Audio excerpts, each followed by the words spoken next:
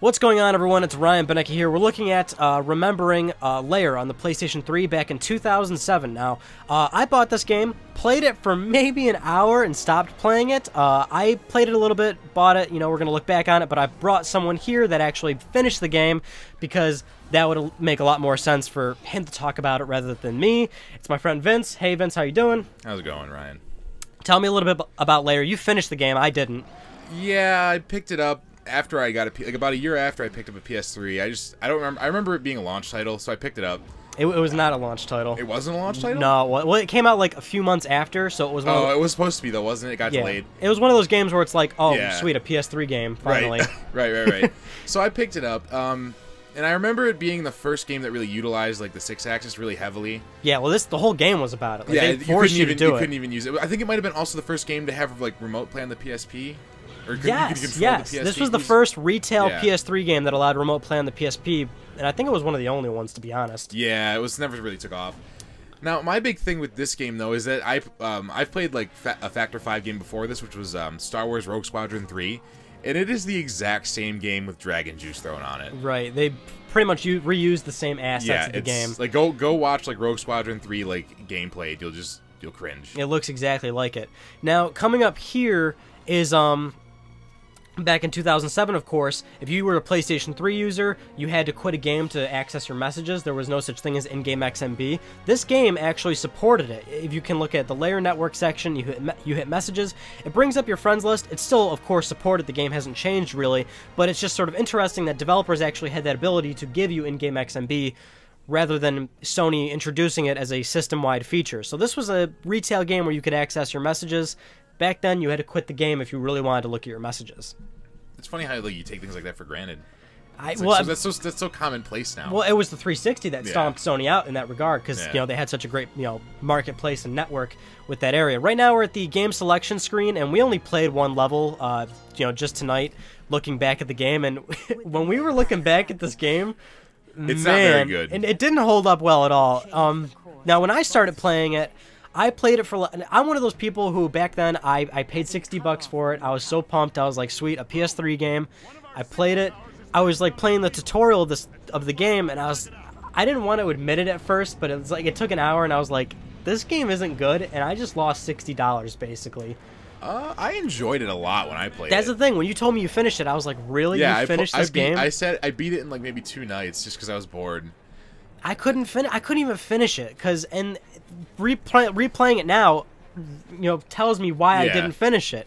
It's hard to control, of course, because of the 6-axis. Yeah, the camera especially when you're trying to do like the in-air grappling and on the on-ground stuff, which was like the main selling point of the game, is absolutely horrible. Yeah, you can't see anything. You can't see what you're doing at all. Now, you see in the menus here, they did patch in analog flight later.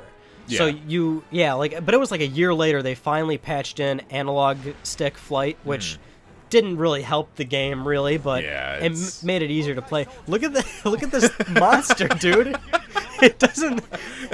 This game did not come. No, you look. The thing is, I remember this looking so cool, like back when I first got it. It looked great back then. Like, it's like, wow, this is awesome. Like, this is the future of video games. Yeah, I thought it looked good back then. Yeah. And looking back at it now, it doesn't look good. But when I look back at like Warhawk or MotorStorm, games that came out in the same time, they hold up nice. Those games still look good for what they were.